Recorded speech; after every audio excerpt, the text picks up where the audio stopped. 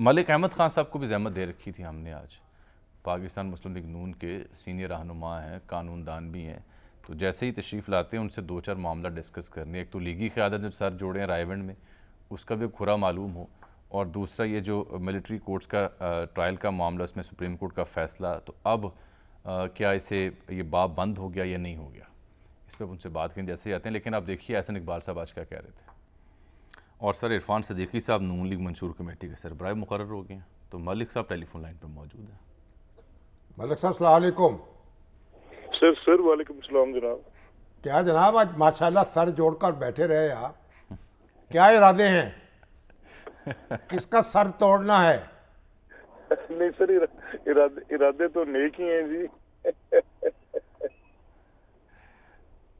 میں سوچ بچار طویل آپ نے کی, منشور کمیٹی درخواستیں طلب کر رہے ہیں, اس کا مطلب ہے نون لیگ بالآخر تیار ہے انتخابات کے لیے؟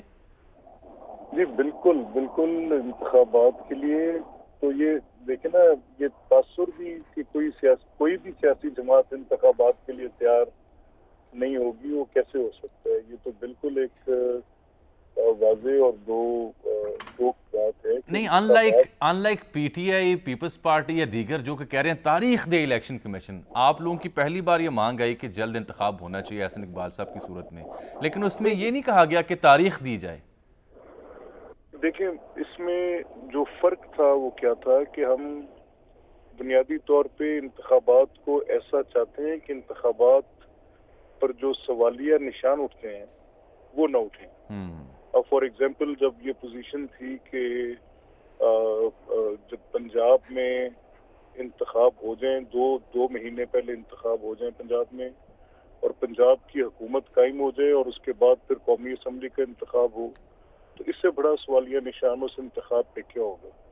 اگر یہ پوزیشن لینا کہ انتخابات بغیر کسی تنازع کے ہوں اور انتخابات کو تسلیم کیا جائے, تو یہ تو ہر لحاظ سے سیاسی طور پہ درست پوزیشن بھی ہے, اور یہ جمہوریت کی بالکل عین جو اس کی ضرورت ہے اس کے مطابق ہے. جی شامی صاحب, تو ایک سوال یہ ہوا کہ بھائی یہ پی ٹی آئی جو ہے اور جماعت اسلامی, آدمی تو ان کے کامیاب ہوئے کارپوریشن کے انتخابات میں کراچی, آپ کراچی کی بات کر رہے ہیں. ہاں جی, اور جیت گئی پیپلز پارٹی, تو یہ کیا ہوا؟ لیول پلینگ فیلڈ کیسے ہوئی؟ اب یہ تو ٹھیک ہے, اب آپ دیکھیں نا صحیح کہ ان جو پی ٹی آئی کے لوگ تھے ان کے ساتھ کیا کیا گیا وہاں, اور بلاول بھٹو زرداری صاحب کی سرپرستی میں ہوا. بعد میں وہ مبارکباد دیتے رہے, مبارکباد وصول کی انہوں نے. ہاں جی, تاریخی انتخاب کراچی کی, جیالہ کراچی کا میئر بن گیا. لیول پلینگ فیلڈ جو ہے اس کا کس چیز کا نام ہے؟ وہ اپنی سہولت کا نام ہے.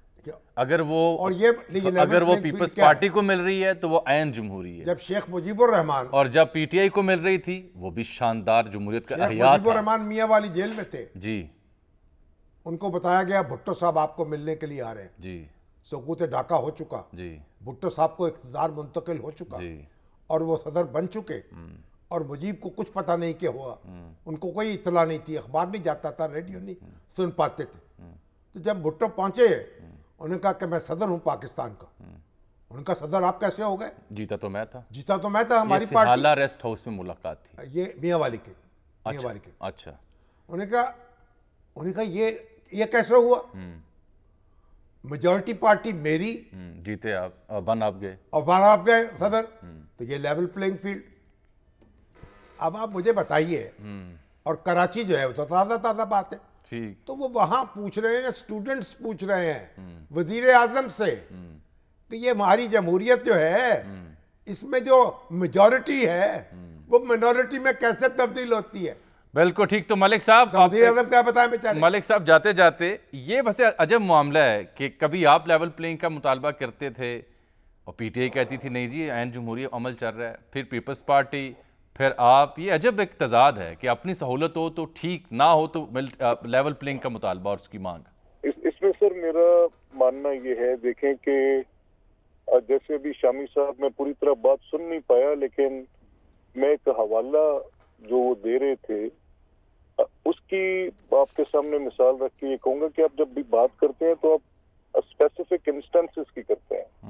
अगर 2013 के एक मरूजी हालात हैं वो गालिबन 2018 के नहीं है, और जो 2018 के हैं वो 23 के नहीं है। अच्छा, अब ये देखा जाए कि उस वक्त 2013 में जो सूरत हाल थी उसमें कौन बेनिफिशरी था पॉलिटिकली और कौन नहीं था, और 2018 में कौन बेनिफिशरी था, और कब एक सेट ऑफ स्टैंडर्ड जो था वो किसके लिए बड़ा बड़ा पैल्पेबल था और कब एक के लिए बड़ा एक उसका वो डिस्ट्रक्टिव बन गया। तो ये सवाल जवाब तो आपके और मेरे एक इंस्टेंस को, एक हवाले को सामने रख के आपकी मेरी बातचीत होती रहेगी, लेकिन एक ब्रॉडर प्रिंसिपल की हम बात कर रहे हैं, वो ये है कि जब आप लेवल प्लेइंग फील्ड मांगते हैं तो जैसे मैं मांगता था, मैं ये कह रहा था कि मेरी पॉलिटिकल पार्टी जो उसको आप मैप के जरिए सर्कमवेंट कर रहे हैं और वो केसेस बेजा केसेस हैं, तो over the period of time साबित हुआ कि वो बेजा केसेस थे, मुकदमे गलत थे। अब अगर एक पॉलिटिकल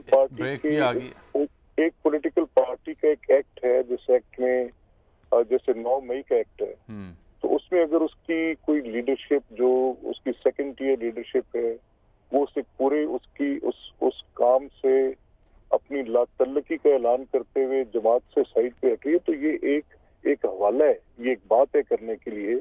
सियासत जामिद थोड़ी हो जाती है, सियासत तो चलती रहती है।